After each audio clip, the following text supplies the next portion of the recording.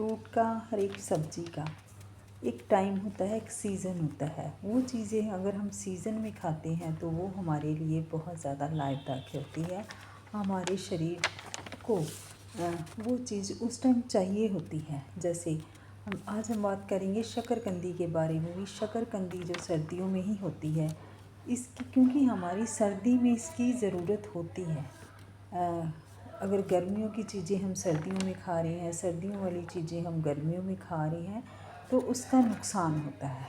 क्योंकि जो गर्मियों में चीज़ें होती हैं वो ठंडी होती है, हमारे शरीर को ठंडी चीज़ें चाहिए होती है। गर्मियों में सर्दियों में हमें गर्म चीज़ें चाहिए होती हैं। तो कुदरत ने जो चीज़ें बनाई है हमें वही खानी चाहिए, तभी हमारा शरीर है सही रहता है। तो हमारा शरीर ख़राब क्यों हो रहा है? क्योंकि हर सीज़न में हर चीज़ खाई जा रही है। इसलिए हमें पता होना चाहिए कि हमारे शरीर की ज़रूरत क्या है, कौन सी चीज़ हमें कौन से सीज़न में खानी है, कौन सी ऋतु में खानी है। तो आज हम बात करते हैं शकरकंदी, जो सर्दियों में ही होती हैं, तो इस क्यों खानी चाहिए हमें।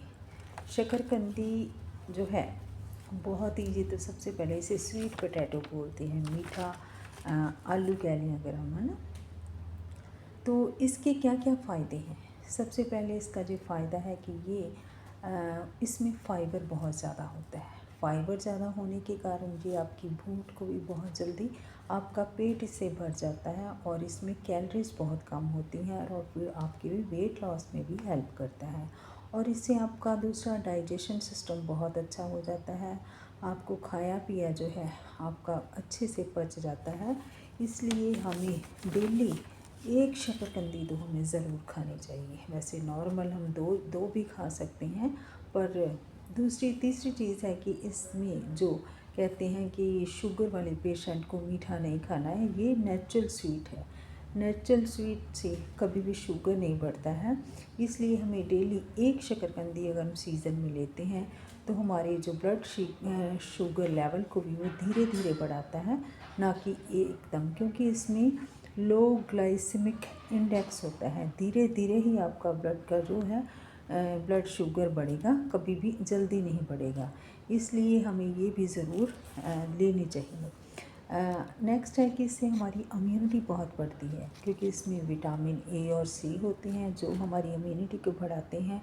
बीमारियों की जो लड़ने की ताकत है हमारे शरीर को, ये प्रदान करता है। इसलिए शकरकंदी का इस्तेमाल हमें ज़रूर करना चाहिए। खाने में भी बहुत टेस्टी होती है, और इसमें आँखों की रोशनी के लिए भी बहुत ज़्यादा हेल्पफुल है। इसमें बीटा कैरोटीन नाम का जो तत्व होता है वो हमारी आँखों की रोशनी के लिए बहुत ज़्यादा लाभदायक है। इससे हमारी आँखों की रोशनी बढ़ती है। इसलिए शकरकंदी के अनगिनत फ़ायदे हैं।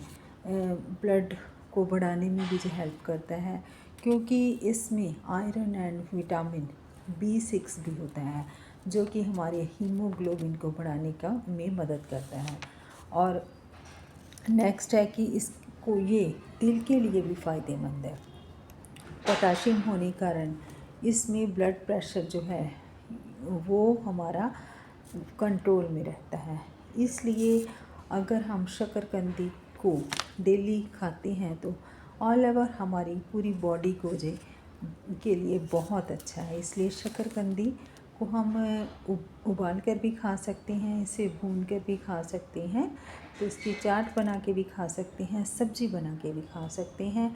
जैसा भी आपको अच्छा लगता है इसे खाइए, पर खाइए ज़रूर, क्योंकि इसके अनगिनत फ़ायदे हैं।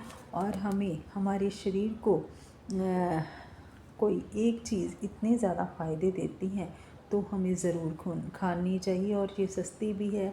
आप इसे घर में ही बना के जिस तरह भी टाइप से आप बनाना चाहते हैं उसे बनाइए, और इसे रेगुलर इस्तेमाल कीजिए सर्दियों में, तो आप देखोगे कि आपकी स्किन को भी अच्छी करेगी, ग्लो करेगी।